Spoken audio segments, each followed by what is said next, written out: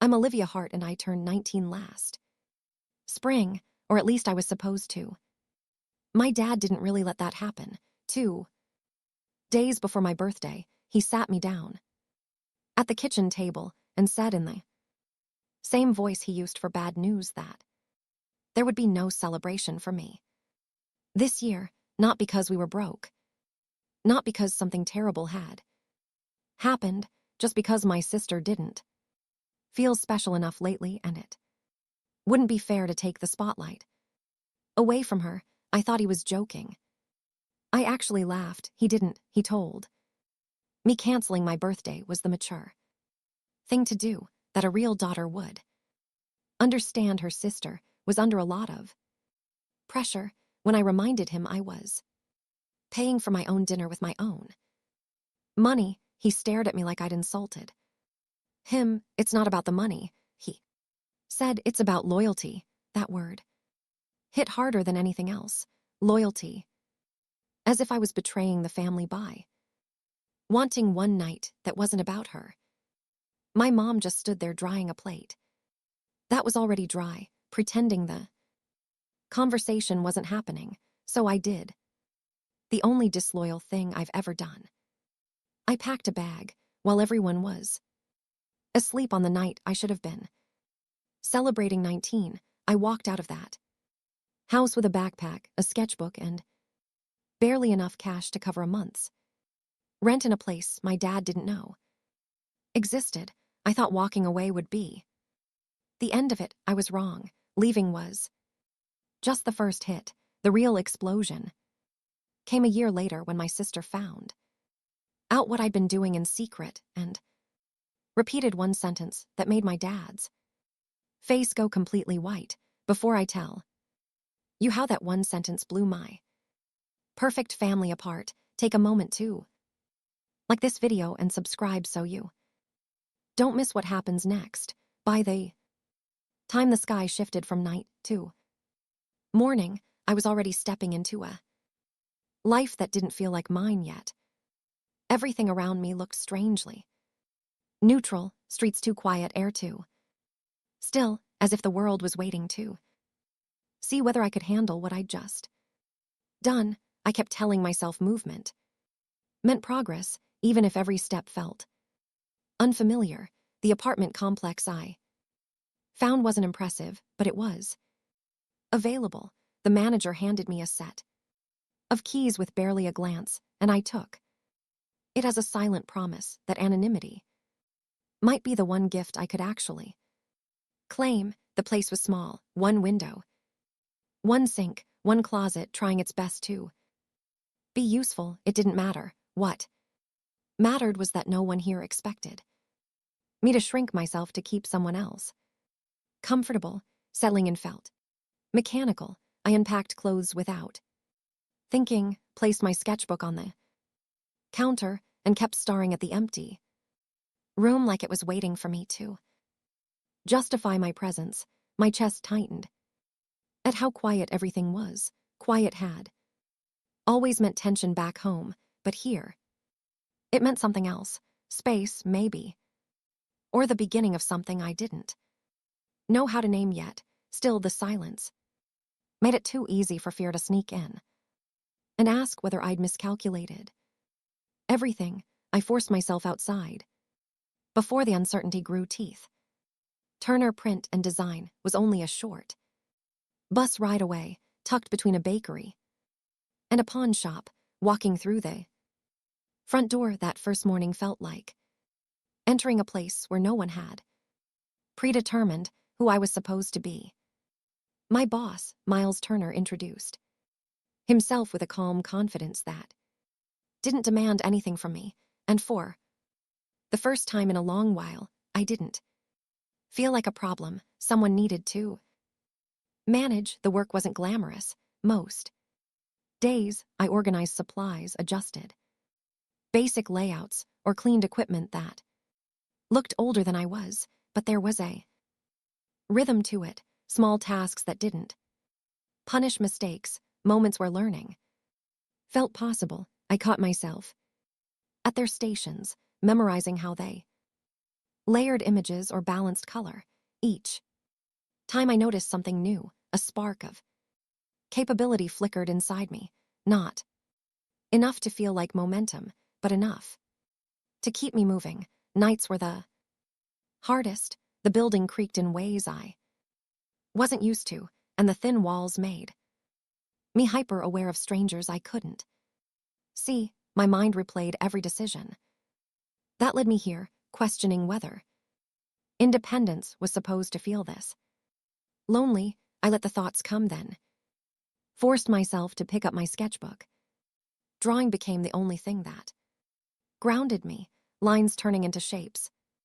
Shapes becoming proof that I still had some control over my world. Weeks passed, in a blur of exhaustion and stubborn determination. I learned to budget every dollar by the day, measure groceries by necessity instead of comfort, and keep my focus steady even when doubt pushed at the edges. Slowly, the apartment stopped feeling like borrowed space. My belongings found places to belong, and so did I. The bus routes became familiar. The smell of ink at the shop became a kind of reassurance. The city didn't know me, but it wasn't actively resisting me either. What surprised me most was how often my thoughts drifted toward possibility rather than fear, not hope. That felt too fragile, but the sense that I could build something here if I kept my head down and my hands busy. Every late night sketch, every small improvement at work, every quiet moment where I didn't feel the need to disappear added weight to the idea that leaving hadn't been an impulsive escape. It had been the beginning of a life I hadn't realized I was allowed to want, and somewhere inside that realization, a steadier version of myself started to form, still unsure, still learning, but no longer waiting for permission to exist. As the routines of my new life settled into something steady, the space around me began revealing truths I hadn't been ready to acknowledge. With each week that passed, I became more aware of how tightly control had shaped my upbringing, how every decision back home had been filtered through someone else's comfort. It wasn't a new realization, but distance made it impossible to ignore. Without the constant pressure of being compared or dismissed, my mind finally had room to unravel the patterns I once accepted as normal. The hardest patterns to confront were the ones tied to my sister. For years, everything in our family had been calibrated to her needs, her anxieties, her self-esteem. I hadn't questioned it then because questioning anything often meant conflict, and conflict always circled back to why I should be more patient, more flexible, more understanding. Now that I was gone, those old expectations still sat in the back of my mind like a muscle memory I couldn't shake. One late afternoon at the shop, while cleaning ink trays and sorting proofs, I felt that familiar pressure return, not as a voice but as a sensation, a weight that urged me to shrink to avoid someone else's discomfort. It struck me how deeply that reflex was wired into me.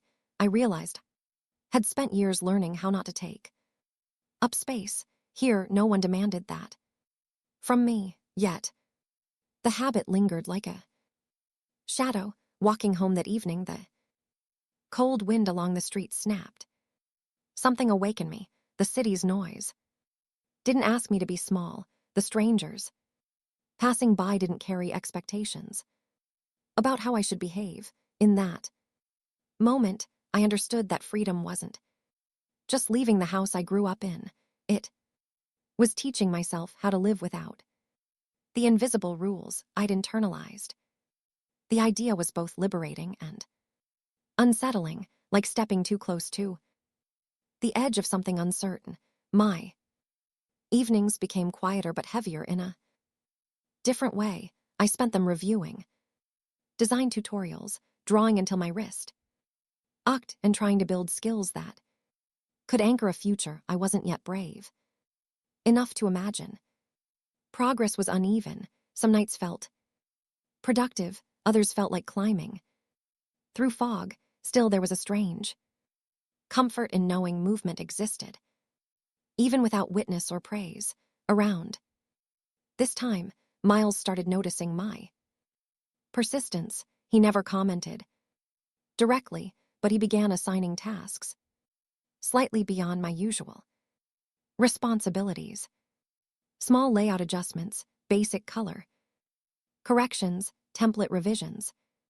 Each assignment felt like a test I wasn't sure I was ready for, yet completing them gave me a sense of direction I hadn't felt in years.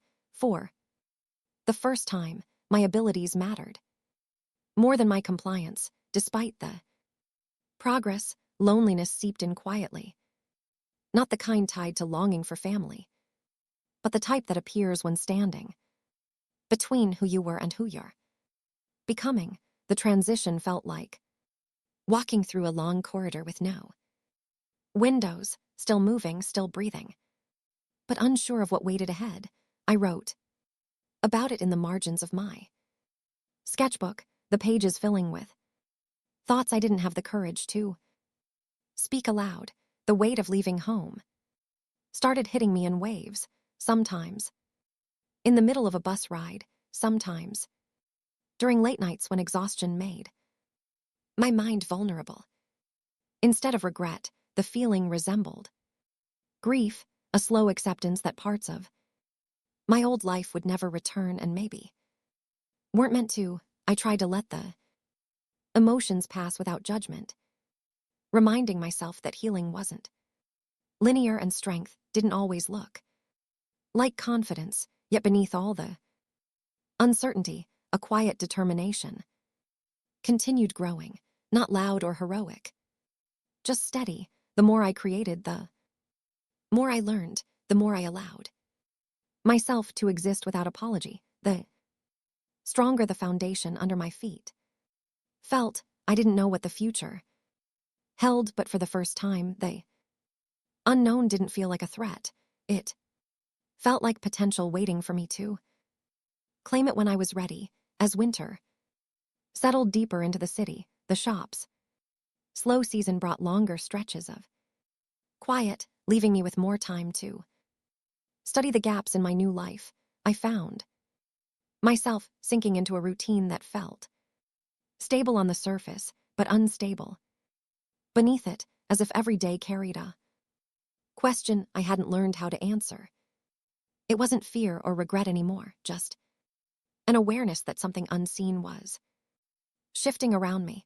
Late one evening, while organizing a stack of old print samples, I felt an uneasiness I couldn't explain. Nothing in the room had changed, yet it felt like the air had thinned, as if a presence I couldn't name had slipped into the edges of my thoughts. The feeling didn't fade when I locked up for the night. If anything, it followed me onto the bus, lingered along the street, and pressed against the back of my mind all the way to my apartment door. Inside, the lights buzzed faintly, casting soft shadows across the small room. I tried to blame the tension on exhaustion, but the truth sat heavier than that. I sensed I was being observed, not by anyone in the building, but from a distance, the way someone might study a problem they thought they still had the right to control. I pushed the thought aside and opened my sketchbook, hoping creation would steady me, but my hand wouldn't stop shaking. I stared at the blank page, the emptiness acting like a mirror to every emotion I thought I had outrun.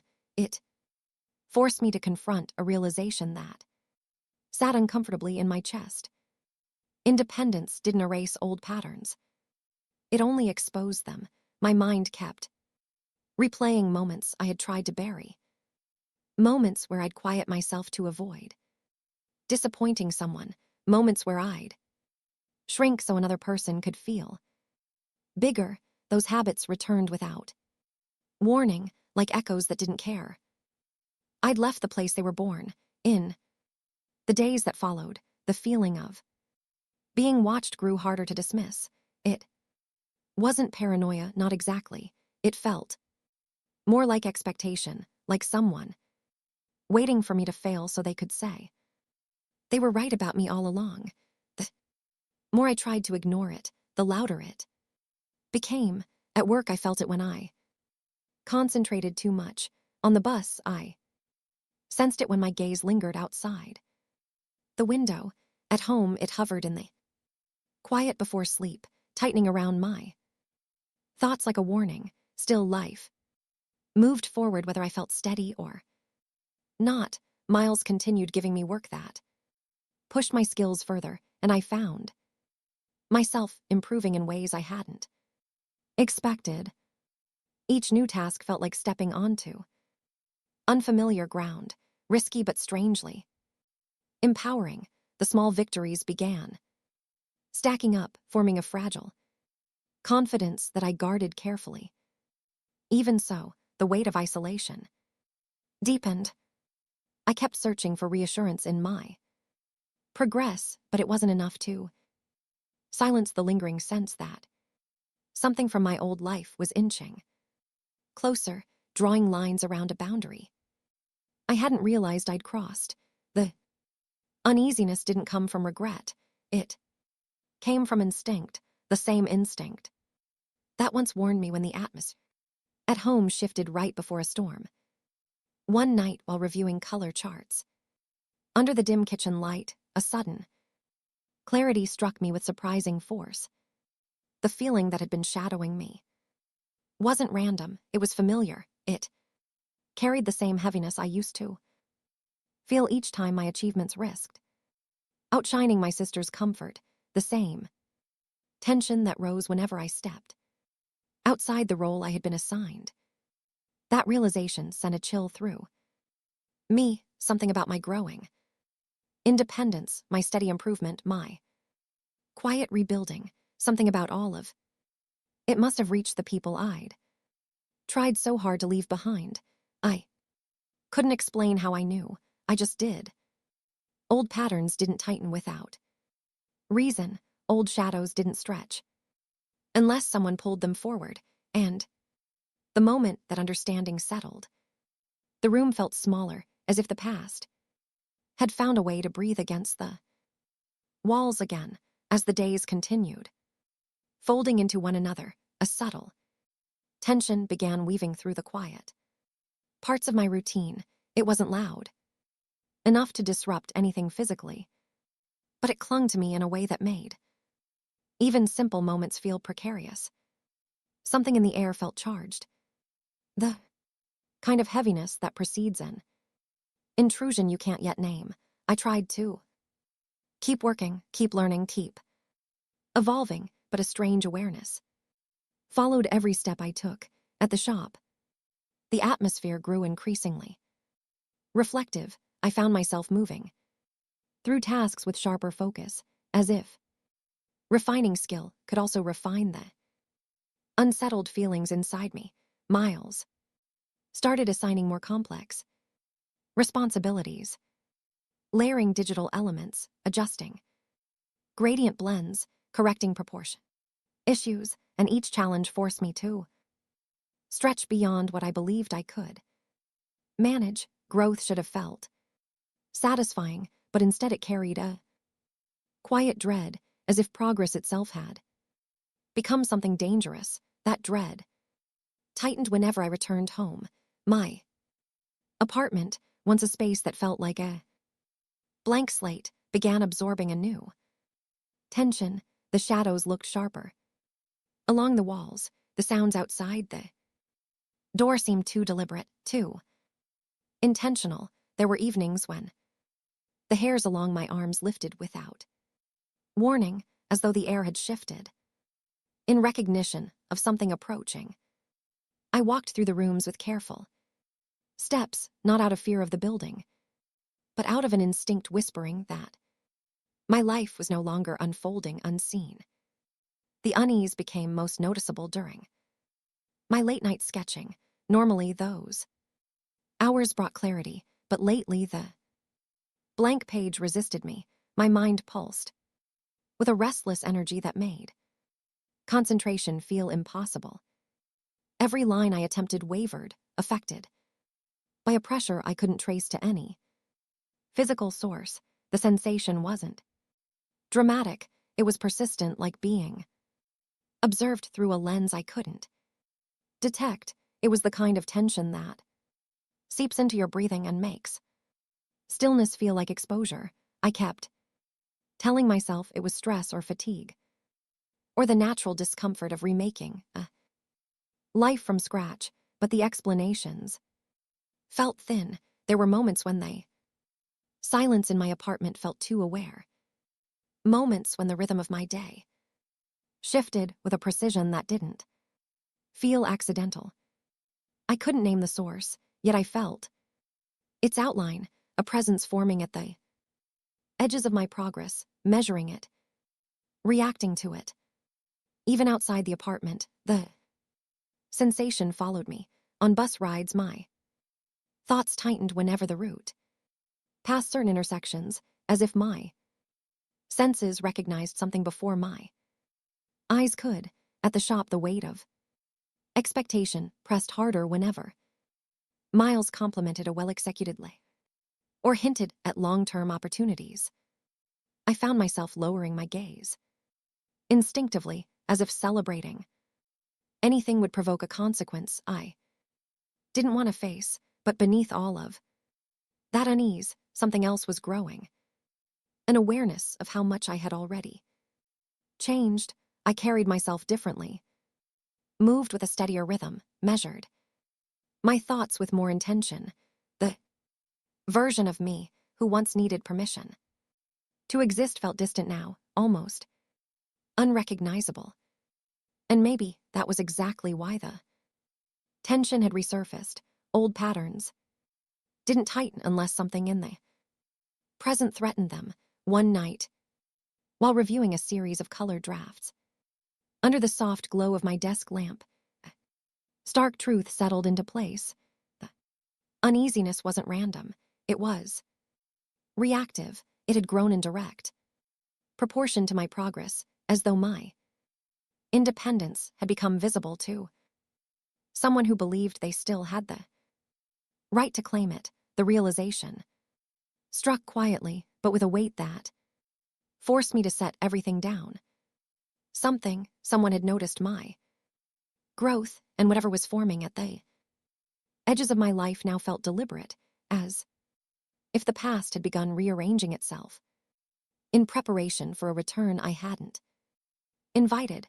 As winter began loosening its grip on the city, a shift in the atmosphere around me became impossible to ignore. The world outside seemed to thaw while something far colder settled into my daily life. It wasn't fear exactly, but an undeniable pressure, the kind that signals a storm gathering long before the first sound of thunder. Each day carried a faint pull, as if something familiar had begun drifting closer, drawn by a thread I never agreed to leave behind. Work became my only refuge, though even that space couldn't fully shield me from the tension forming at the edges of my awareness. The shop's steady hum provided a rhythm that anchored my thoughts, but underneath the tasks and the focus, a persistent uneasiness followed me like a second shadow. It hovered in the background whenever Miles assigned me a new project, observing my improvement with an intensity that didn't feel like my own growth should have created excitement. Instead, it amplified a sense that something was monitoring the pace of my progress. Outside the shop, the city moved with its usual noise and indifference, yet I sensed a subtle shift in the way my surroundings responded to me. The bus rides felt unusually long, and I found myself scanning the landscape without knowing what I hoped to see. Street corners I once walked past without thought now carried an edge. Couldn't define, the breeze seemed. Sharper, the light colder, the silence between passing cars stretched thin. Enough to reveal a tension I didn't have words for. Back at my apartment, the heaviness grew more distinct, the quiet I once cherished began pressing in from all sides, turning the small space into a container for thoughts I couldn't outrun. There were moments when I paused, mid-movement, while locking the door, while setting groceries down, reaching for the lamp because something in the air felt altered, not physically, but energetically, like the room was absorbing signals from a source beyond. Its walls, my sketchbook, usually my grounding point, became harder to approach. Creativity demanded stillness, and stillness had become a luxury I know longer felt safe inside. Each page stared back at me, asking questions I wasn't prepared to answer. The strokes of my pencil lost their precision, replaced with hesitations that reflected the unsettled rhythm of my thoughts. I didn't need evidence to know that something in my life had begun moving toward me. The tension itself was proof enough. Progress at work continued, but even that carried a weight that didn't feel like achievement. Every step forward seemed to echo louder than it should, as if the sound traveled farther than the shop walls. With each new skill I refined, an old part of me tensed, anticipating the consequence that progress once triggered. In the environment I left behind, it became clear that the uneasiness wasn't rooted in my present actions. It was rooted in what those actions represented too. Someone who believed they still had authority over the direction of my life. Evenings became the most revealing. In the dim glow of my apartment, thoughts sharpened without permission. The connection between my growing independence and the rising tension crystallized piece by piece. I didn't know how my progress had been noticed, but intuition told me it had.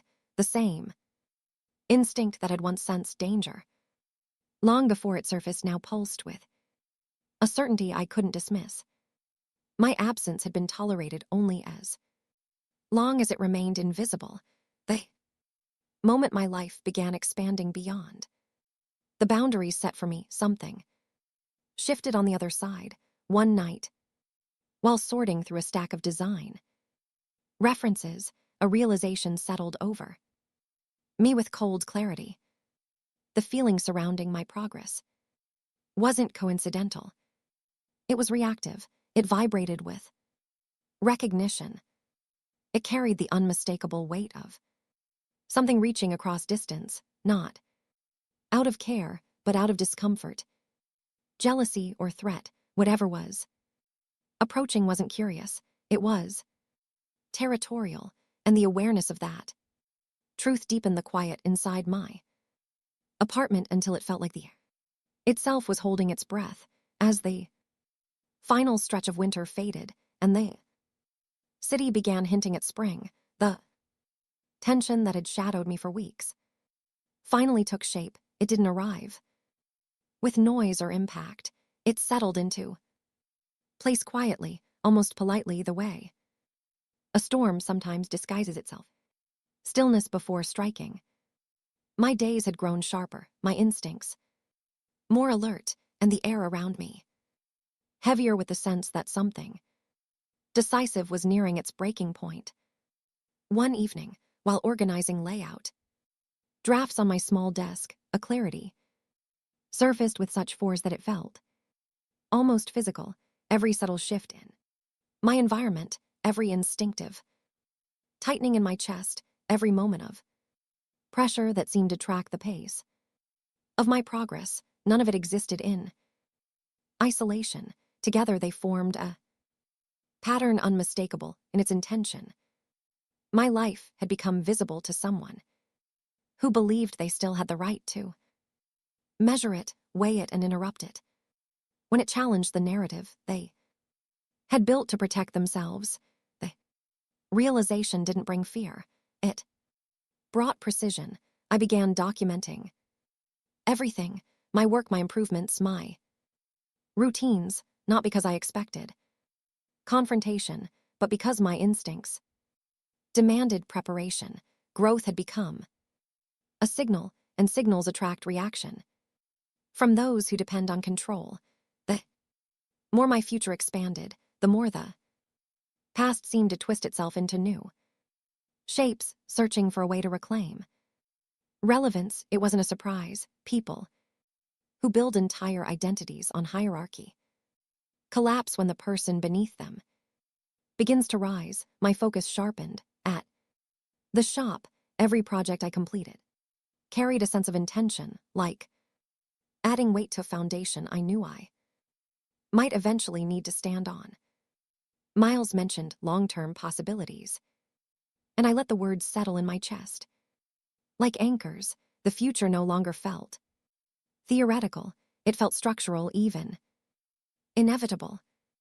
Each steady step forward strengthened the part of me that had once been trained to disappear. At home, the tension that once pressed against the walls of my apartment began losing its power. The unease still hovered, but now it registered as a sign of someone else's unraveling, not my own. My independence had pushed against boundaries I didn't intend to challenge, and the pressure that followed wasn't a reflection of my weakness. It was a reflection of someone else's decline. The shift became undeniable on a late night when exhaustion pulled me into a rare moment of stillness, sitting alone at my desk, surrounded by evidence of everything I'd built. I felt the atmosphere change, not through sound, but through absence. The weight that had lingered for so long was no longer pressing inward. It had collapsed under its own strain. Whatever force had been inching toward my life had reached its limit, not because I confronted it, but because it couldn't withstand the reality that I no longer lived under its reach. In that moment, images of the past resurfaced, not as memories, but as evidence. The hierarchy, the favoritism, the fragile ego built on comparison, the quiet cruelty disguised as guidance. Each piece formed a portrait of a system designed to keep me small, and now that system stood on a foundation that no longer existed. The collapse was inevitable. I realized then that the end of this story didn't require confrontation. It required clarity. People who depend on power cannot survive losing the audience that validates it. When I walked away, I removed the stage they stood on. When I grew, I removed the illusion they depended on. And when I continued, without apology, the roles they once assigned me dissolved. Their downfall wasn't loud. It wasn't dramatic. It was the quiet destruction that happens when control loses its center of gravity. For the first time, the silence in my apartment felt clean. No tension, no pressure, no shadow, just space. Space that belonged entirely to me. And as I looked at the life I'd built piece by piece, I understood the final truth of my story. I had become unreachable, and they had become irrelevant in the aftermath of their own undoing.